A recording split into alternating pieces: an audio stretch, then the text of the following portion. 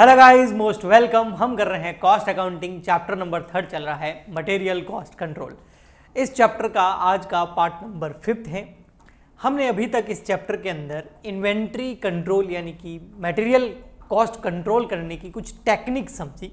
इसके अंदर हमने सबसे first setting up of various stock level ये देखा। इसके अंदर हमने reorder level, minimum stock level, maximum stock level, average stock level, danger stock level समझे। उसके बाद हमने इकोनॉमिक ऑर्डर क्वांटिटी EOQ निकालना सीखा कि ऐसी क्वांटिटी का ऑर्डर दे जिससे हमारी transport cost, caring cost, order cost और केयरिंग या स्टोरेज कॉस्ट जो है वो मिनिमम हो और बैलेंस में हो। इतनी क्वांटिटी का एक बार में ऑर्डर हमें देना चाहिए, जिसको हम इकोनॉमिक ऑर्डर क्वांटिटी एनालिसिस बोलते हैं। ये हमने कर लिया। अब इसके आगे कुछ टेक्निक्स और है, वो ये रही। इसमें ये सारी टेक्निक्स जो है इसका हमको ओनली थ्योरी पढ़ना है, क्योंकि बीकॉम या BBA के सिलेबस में ये फुल डिटेल में न्यूमेरिकली नहीं होता है। इनके बारे में हमें थ्योरेटिकली पता होना चाहिए कि ये क्या क्या होता है। सो इसके अंदर है ABC एनालिसिस, ये भी इन्वेंट्री कॉस्ट कंट्रोल की टेक्निक है। VD एनालिसिस, FSND या FSN एनालिसिस बोलते हैं, और JIT अप्रोच।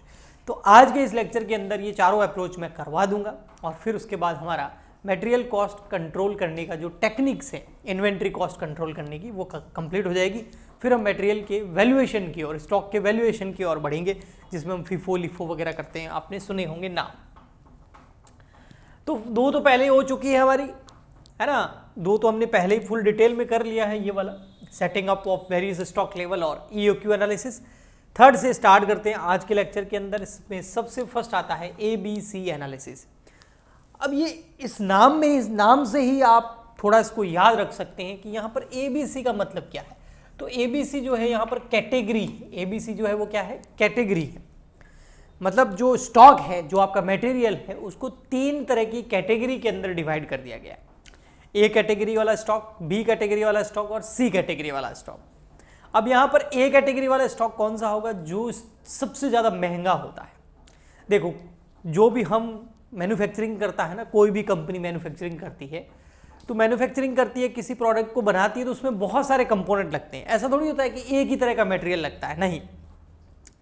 फॉर एग्जांपल के लिए अगर ये पेन भी बनाया है किसी कंपनी ने, तो इसमें एक तो प्लास्टिक वाला मटेरियल है, एक इसके अंदर लगने वाली इंक वो भी मटेरियल है, एक इसके आगे ये जो है ना जिसे हम लिखते हैं निब बोलते हैं, ये भी एक तरह का मटेरियल अलग है। तो 3 तरह के मटेरियल हो गए। अब इन तीनों तरीके के मटेरियल को ABC कैटेगरी में डिवाइड करना है इनकी प्राइस के बेसिस पर, कि सबसे महंगा वाला कौन सा है उसको A कैटेगरी में डालेंगे, सबसे सस्ता वाला कौन सा है उसको हम C कैटेगरी में डालेंगे, और जो दोनों के बीच का है, ना महंगा है ना सस्ता है, बीच का है, उसको हम B कैटेगरी में डालेंगे। और इस तरीके से हम कॉस्ट को कंट्रोल करने की कोशिश करेंगे कि जो सबसे महंगा वाला मटेरियल है उस पर सबसे ज़्यादा फोकस करो, क्योंकि महंगा है ना, तो 1 यूनिट भी ज़्यादा आ गया है, थोड़ा वेस्ट हो गया तो ज़्यादा नुकसान हो जाएगा। जो सबसे सस्ता है उसको खरीद के रख लो, क्योंकि वैसे भी सस्ता है। तो इस तरीके से कंट्रोल हम करेंगे। सो अब पढ़ते हैं। देखो, ABC analysis stand for analysis better control analysis, मतलब बेटर और कैसे कंट्रोल कर सकते हैं। It is an inventory management technique. ये इन्वेंट्री को मैनेज करने की, इन्वेंट्री मतलब स्टॉक को मैनेज करने की टेक्निक है। इसको हमने 3 कैटेगरीज के अंदर जो है क्लासीफाई किया है। A category, B category, C category. अब A में क्या होगा? The item of A category, जो A कैटेगरी के आइटम होंगे वो क्या होंगे? वो हाई प्राइस्ड होते हैं, इसलिए उसको क्लोजली कंट्रोल करना चाहिए। क्लोजली मतलब बहुत अच्छे से उसके ऊपर फोकस करो, कितना परचेज करना है। ये वाला मटेरियल कहीं से अगर थोड़ा भी सस्ता मिल रहा हो तो सप्लायर से खरीदो, उतना ही खरीदना है जितनी ज़रूरत हो, बिल्कुल भी वेस्ट नहीं होना चाहिए, क्योंकि बहुत महंगा है। हमारे घर में भी जो महंगी चीज़ें होती हैं ना, उनको बिल्कुल आराम से, है ना, बहुत ध्यान से इस्तेमाल करना होता है, क्योंकि महंगा है। सस्ती वाले वो तो ऐसे ही पड़ी रहती है। ओके, नेक्स्ट आता है हमारा the B category. B category जो होती है ये लेसर एक्सपेंसिव होती है, ये इतनी एक्सपेंसिव नहीं होती है, बट जो A कैटेगरी है उससे सस्ती होती है, और C कैटेगरी जो है उससे महंगी होती है। तो बीच की स्टेट हो गई। तो ये लेसर एक्सपेंसिव, कम खर्चीली होती है compare to A category. The number of item in B category is moderate, so control level is also moderate. अब देखो, जो सबसे ज़्यादा महंगा होता है ना, हाँ, वो होता महंगा है, जैसे हाई कैटेगरी जो है ना, ए कैटेगरी जो ना उसमें हाई प्राइस्ड होता है, एक्सपेंसिव होता है ए कैटेगरी में, बट वो क्वांटिटी में कम होता है। जो ज़्यादा महंगा होता है ना वो हमेशा थोड़ा खरीदा जाता है। और ये बी कैटेगरी वाला जो है ना ये थोड़ा सा सस्ता है तो थोड़ा ज़्यादा खरीदा जाता है। और सी कैटेगरी जो होती है ये बिल्कुल जो है सस्ता होता है ए और बी कैटेगरी की तुलना में, तो इसलिए इनको जो है ज़्यादा मात्रा में आप खरीद सकते हैं और इन पे इतना ज़्यादा फोकस करने की, फालतू का टाइम वेस्ट करने की ज़रूरत नहीं है, खरीद के रख लो क्योंकि वैसे भी सस्ता है। इसको मैं एक एग्जाम्पल से आपको समझाता हूँ। यहाँ देखिए एक टेबल दिख रही होगी आपको, ठीक है, थोड़ा बड़ा कर देता हूँ उसको मैं। इस टेबल के अंदर देखेंगे ना आप, ये टेबल के अंदर आप देखेंगे, हाँ, तो देखो 3 कैटेगरी के गुड्स वही है, ए कैटेगरी, बी कैटेगरी और सी कैटेगरी। 3 कैटेगरी में गुड्स को डिवाइड किया गया है। ए कैटेगरी में जो है ना टोटल हमारे पास कितनी यूनिट्स पड़ी है, 150 यूनिट पड़ी है, 150 किलो पड़ा है। बी कैटेगरी 750 यूनिट पड़ी है, सी कैटेगरी की 1600 यूनिट पड़ी है। टोटल हमारे पास जो स्टॉक पड़ा है, इन्वेंट्री पड़ी है, वो पड़ा है 2500 यूनिट या 2500 किलो, जो भी है, मेजरमेंट करना है इनका, क्वांटिटी है ना इसलिए। तो ये 150 यूनिट पड़ी है, ये 750 पड़ी है, 1600 पड़ी। तो अगर टोटल यूनिट जो हमारी पड़ी है उसमें अगर हम परसेंटेज निकालें कि ए कैटेगरी की जो क्वांटिटी है वो कितने परसेंट में, तो ओनली 6% है, क्योंकि 2500 में केवल 150 ही है। बी कैटेगरी जो है 750 है 2500 में, तो केवल 30% है। सी कैटेगरी 1600 है, 2500 में से ओनली 64% है, ओनली के बहुत ज़्यादा है। तो जो सबसे महंगा वाला ना वो ओनली पूरे स्टॉक में 6% ही है, उसके बाद बीच वाला 30% है, और सबसे सस्ता वाला जो है वो स्टॉक में 64% पड़ा है, यानी कि क्वांटिटी में ज़्यादा है। ऐसा नहीं है 1600 रुपये का, रुपये नहीं, क्वांटिटी है, 1600 किलो या 1600 यूनिट या 1600 है ना पड़ा है। तो जो महंगा होता है ना वो हमेशा क्वांटिटी में कम होता है, और जो सस्ता होता है ना वो क्वांटिटी में हमेशा हमारे स्टॉक में ज़्यादा होता है, ऐसा सामान्य रूप से होता है। अब वैल्यू वाइज देखिए तो ये जो 150 यूनिट है ना ये 35,000 रुपये की है, और ये 750 यूनिट जो है ना वो 10,000 रुपये की है, और ये 1600 यूनिट 5,000 रुपये की है। तो टोटल 50,000 का हमने इन्वेस्ट किया, उस 50,000 में 35,000 तो केवल 150 यूनिट को खरीदने में लग गए। तो ए कैटेगरी जो है उसमें हम अगर कैपिटल का इन्वेस्टमेंट देखें ना तो 70% है। 50,000 35,000 डिवाइड बाई 50,000 मल्टीप्लाई बाय 100, तो 70% है। बी कैटेगरी का जो इन्वेस्टमेंट है वो तो 20% है, और सी कैटेगरी में हमने जो इन्वेस्ट कर रखा है वो ओनली 10% है। तो 5,000 के इन्वेस्टमेंट में ही 1600 यूनिट आ गई, यानी कि केवल 10% लगाया कैपिटल का और 64% यूनिट हमने खरीद ली टोटल इन्वेंट्री की। यहाँ पर 20% इन्वेस्टमेंट किया तो 30% खरीद लिया, 70% इन्वेस्टमेंट करके केवल 6% क्वांटिटी आई है।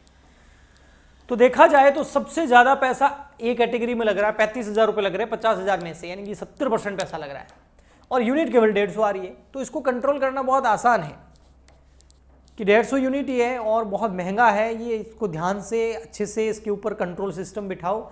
एक यूनिट खराब हो गई ना तो कॉस्ट बहुत बढ़ जाएगी, और इस पर इतना कंट्रोल करने की ज़रूरत नहीं है सी वाले पे, और बी में मॉडरेट है। ओके, तो ये होता है एबीसी एनालिसिस। नेक्स्ट आता है हमारा वीडी एनालिसिस, वेट एनालिसिस। ये जो है ये एक्सटेंशन है एबीसी एनालिसिस का। एबीसी एनालिसिस में हम क्वांटिटी और प्राइस के बेसिस पर कैटेगरी देते हैं। जो क्वांटिटी में ज़्यादा होता है वो सी में चला जाता है, जो क्वांटिटी में कम है वो ए में, बट जो प्राइस में सबसे ज़्यादा है वो ए में, और जो प्राइस में कम है वो सी में, और बीच वाला तो रहता ही है। ये उसका भी एक्सटेंशन है, मतलब क्वांटिटी और प्राइस को साइड में रखो भैया, क्वांटिटी और प्राइस से ज़्यादा कुछ फर्क नहीं पड़ता है, वीडी एनालिसिस बोलता है। ये बोलता है वीडी पे काम करो, वी मतलब विटल, ए मतलब एसेंशियल, डी मतलब डिजायरेबल, मतलब आप सबसे अत्यावश्यक कौन सा है, मोस्ट इंपोर्टेंट, जिसके बिना काम ही रुक जाएगा आपका अगर वो यूनिट नहीं हुई, तो उस पर सबसे ज़्यादा कंट्रोल रखो कि भैया ये वाला कैटेगरी का, विटल कैटेगरी का, यानी कि जो बहुत अत्यावश्यक है, बहुत इंपॉर्टेंट है, उस कैटेगरी के स्टॉक को ज़्यादा फोकस करो, उस पर कंट्रोल ज़्यादा रखो, क्योंकि अगर वो स्टॉक में कमी हो गई या ख़त्म हो गया, कुछ प्रॉब्लम हो गई, तो काम रुक जाएगा आपका। बी में आता है आवश्यक, मतलब बिल्कुल काम तो नहीं रुकेगा लेकिन प्रॉब्लम आनी स्टार्ट हो जाएगी। और सी में डिजायरेबल, मतलब वो स्टॉक है जो अगर कभी ख़त्म भी हो गया ना तो ऐसा कुछ नहीं है कि काम रुक जाएगा, फटाफट से अरेंजमेंट कर सकते हैं उसका। तो इस तरीके से आप स्टॉक को है जो है डिवाइड करो। नेक्स्ट आता है हमारा 3rd नंबर, ये डिजायरेबल हो गया। थर्ड क्या, फोर्थ हो गया, फिफ्थ नंबर आता है हमारा FSN एनालिसिस, जिसको FSND भी बोलते हैं। F का मतलब यहाँ पर क्या है, स्लो से है, सॉरी F का मतलब स्लो क्या, F का मतलब फास्ट से, F मतलब फास्ट, F से फास्ट, S का मतलब स्लो से है, और N का मतलब जो है नॉन मूविंग से है। तो तीन तरह के स्टॉक है, एक फास्ट मूविंग स्टॉक है, एक स्लो मूविंग स्टॉक है, और एक नॉन मूविंग स्टॉक है। तो कैटेगरी बना दी, जो फास्ट मूविंग स्टॉक है मतलब आएगा और सीधा मैन्युफैक्चरिंग में चला जाएगा, एक स्लो मूविंग है, आएगा कुछ दिन रहेगा फिर मैन्युफैक्चरिंग में जाएगा, और एक नॉन मूविंग है, आएगा और पड़ा ही रहेगा, काफी टाइम तक यूज ही नहीं होता है। तो इस तरीके से कैटेगरी में डिवाइड कर दिया। अब करना क्या है, जो फास्ट मूविंग होता है ना, वो फ्रीक्वेंसी उसकी बड़ी फास्ट होती है, ठीक है, और स्लो मूविंग में क्या होती है, उसकी फ्रीक्वेंसी थोड़ी स्लो होती है, थोड़ा टाइम लगा सकता है, और नॉन मूविंग जो है ये मूव ही नहीं होता है। तो नॉन मूविंग पे ज़्यादा ध्यान देने की जरूरत है, क्योंकि खरीद लोगे और वो यूजफुल ही नहीं है, वो पड़ा रहेगा काफ़ी टाइम तक। तो इस तरीके से FSN एनालिसिस के अंतर्गत हम इन्वेंट्री पर कंट्रोल कर सकते हैं। नेक्स्ट आता है हमारा JIT, just in time approach. ये जैपनीज अप्रोच है, जापान में ये वाली अप्रोच यूज होती है। अब देखो, हर कोई क्या चाहता है, उसका मटेरियल का कॉस्ट कंट्रोल हो जाए। मटेरियल का कॉस्ट अगर कंट्रोल हो गया ना, तो ओवरऑल कॉस्ट कंट्रोल हो जाएगा प्रोडक्ट का, और प्रोडक्ट का ओवरऑल कॉस्ट कंट्रोल हो जाएगा ना, तो मार्जिन अच्छा रहेगा, तो प्रॉफिट अच्छा कमाएंगे। इसके अलावा जो कॉम्पिटिटर है उनसे सस्ता बेच के उनका मार्केट शेयर कब्जा सकते हैं, और उनको अच्छे से कॉम्पिटिशन में उनका मुकाबला कर सकते हैं, प्रतिस्पर्धा कर सकते हैं। तो अब मटेरियल कॉस्ट को कंट्रोल करने के लिए आपने EOQ पढ़ा था, इकोनॉमिक ऑर्डर क्वांटिटी मैंने पढ़ाया था, उसके अंदर तीन तरह की वैसे कॉस्ट होती है। एक परचेज कॉस्ट, वो तो भैया जो खरीदोगे सस्ता खरीदो, और तो क्या अच्छा खरीदो, है ना, मोल भाव करके बढ़िया तरीके से 10 जगह देख के खरीदो, ताकि आपको कम प्राइस में अच्छा गुड्स मिल जाए। उसके बाद में होता है भैया ऑर्डर कॉस्ट, यानी कि ट्रांसपोर्ट का कॉस्ट वो कम से कम हो, और एक होता है केयरिंग कॉस्ट। अब ये जो ट्रांसपोर्ट का कॉस्ट है ना भैया, ये तो लगेगा ही लगेगा, परचेज कॉस्ट तो लगेगा ही लगेगा। इसको कितना कंट्रोल करोगे, ठीक है आप कर लोगे, लेकिन एक सीमा के बाद, एक लिमिट के बाद में वो कंट्रोल नहीं होगा। लेकिन जो स्टोरेज कॉस्ट है और केयरिंग कॉस्ट है, उसके बारे में हमारा JIT approach, just in time approach बोलता है कि यार गुड्स को स्टोर करने की क्या जरूरत है, केयर करने की क्या जरूरत है। अगर ज़्यादा खरीदोगे तो गोडाउन लेना पड़ेगा, उसका रेंट लगेगा, उसका इलेक्ट्रिसिटी का बिल आएगा, उसमें सिक्योरिटी गार्ड बिठाओगे, उसको सैलरी देनी पड़ेगी, है ना, कुछ खराब भी हो सकता है, कुछ चोरी भी हो सकता है, तो रिस्क भी रहता है। ये उसका गुड्स का इंश्योरेंस करवाना पड़ेगा, और वो गुड्स आपने जो स्टोर किया है उसके लिए बहुत सारी कैपिटल आपकी इन्वेस्ट हो चुकी है, यानी कि उसको खरीद के लाए, ज़्यादा खरीद के लाए, तो पैसा भी हो सकता है किसी से उधार लिया तो इंटरेस्ट पे करना पड़ेगा। तो ये बोलते हैं अगर स्टोरेज करना ही नहीं पड़े, केयर करना ही नहीं पड़े, गोडाउन में इकट्ठा करना ही नहीं पड़े, तो बहुत सारा खर्चा बच जाएगा। तो इन्होंने बोला जस्ट इन अप्रोच यूज करो, मतलब यहां से आपको कस्टमर का ऑर्डर आया, पहले कस्टमर का ऑर्डर आ गया, कस्टमर ने बोला भैया 5000 मोबाइल चाहिए ये वाले, या 5000 ये वाले प्रोडक्ट चाहिए, ऑर्डर आ गया आपके पास में। अब आपने ऐसा सप्लायर पहले से ही ढूंढ रखा है कि आप जैसे आपके पास ऑर्डर आया और आपने उस सप्लायर को सीधा इन्फॉर्म कर दिया, और बिल्कुल कुछ ही टाइम के अंदर वो सप्लायर जो है, जो मटेरियल आपने मंगाया वो लेके आपके गोडाउन, आपकी फैक्ट्री में आ गया ट्रक। अब वो उतना ही मंगाया जितना फिनिश प्रोडक्ट का आपके पास ऑर्डर आया है, 5000 पेन या कुछ भी मान लो उसका ऑर्डर आया, तो उस हिसाब से मटेरियल आपने मंगाया। अब मटेरियल मंगाया, अब वो मैन्युफैक्चर हो गया, और मैन्युफैक्चर होके आपने सीधा, पहले से ऑर्डर आया हुआ है तो फिनिश गुड्स को उसको ट्रांसफर कर दिया, ऑर्डर पूरा कर दिया आपने। तो इसमें गुड्स को स्टोर करने की कोई ज़रूरत ही नहीं पड़ी, स्टोर करने की जरूरत नहीं पड़ी, तो कितना सारा खर्चा बच गया, उस गोडाउन का रेंट बच गया, सिक्योरिटी का पैसा बच गया, इंश्योरेंस का पैसा बच गया, ज़्यादा नहीं खरीदना है तो वर्किंग कैपिटल जो है वो ज़्यादा लगानी नहीं पड़ी, है ना, तो बहुत सारा आपका खर्चा बच गया। फिनिश गुड्स को भी स्टोर करने की जरूरत नहीं पड़ी, क्योंकि पहले से ऑर्डर आया उसको सप्लाई कर दिया, खत्म। इसको बोलते हैं जस्ट इन टाइम अप्रोच। अब इसके खुद के कुछ प्रो है, कुछ कॉन्स हैं, प्रोज एंड कॉन्स है, बट ये अप्रोच है। अगर कहीं पर ऐसा बिजनेस मॉडल बन जाता है कि आपका सप्लायर, आप बोलोगे और आपको गुड सप्लाई कर देगा, और इधर से ऑर्डर आएगा और आपको पता है कि कस्टमर को इतने दिन में डिलीवर हम कर सकते हैं, तो ये मॉडल बढ़िया है, इससे मटेरियल कॉस्ट कंट्रोल हो जाती है।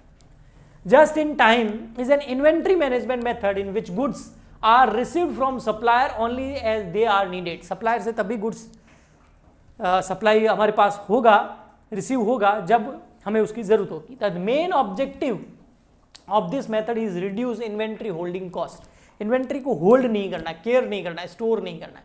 Increase inventory turnover. टर्नओवर का मतलब क्या हो गया, इंक्रीज क्या करना है कि इन्वेंट्री आई, स्टॉक आया और सीधा मशीन के अंदर फैक्ट्री में चला गया, उसको स्टोर करने की जरूरत नहीं, इसको टर्नओवर इंक्रीज कर दो। Warehousing is expensive and excess inventory can double your holding cost. Warehousing में सबसे ज्यादा खर्चा आता है। In just in time system the warehouse holding cost are kept in to a minimum. लेकिन इससे आप उस वेयर हाउस की कॉस्टिंग को कम कर सकते हैं। Because your order only when your customer place N order. आप तभी अगर सप्लायर को ऑर्डर देते हैं जब आपके पास कस्टमर से ऑर्डर आता है और फिर आप उसको बना के हाथों हाथ सप्लाई कर देते हैं। ओके, तो your item are already sold before reach you, so there is no need to store your item for long. इसलिए आपको ना मटेरियल को स्टोर करने की जरूरत है, ना फिनिश गुड्स को स्टोर करने की जरूरत है। तो ये थी टेक्निक्स जो हमने कंप्लीट कर ली। आने वाले लेक्चर्स के अंदर हम आगे बढ़ाएंगे कॉस्ट अकाउंटिंग को। वैल्यूएशन ऑफ स्टॉक इन्वेंट्री हम सीखेंगे, लिफो फिफो वगैरह। आई होप आपको इन वीडियो से काफ़ी मदद मिल रही होगी। तो कंजूसी मत कीजिए, सबसे पहले तो सब्सक्राइब कर दीजिए, जो लाल वाला बटन दिख रहा है या ब्लैक वाला दिख रहा है उसको दबा दीजिए, लाइक कीजिए, शेयर कीजिए और अपने फ्रेंड्स तक पहुंचाइए ताकि उनको भी हेल्प मिले। हम मिलते हैं नेक्स्ट लेक्चर में। आज के लिए इतना ही, तब तक के लिए goodbye and thank you.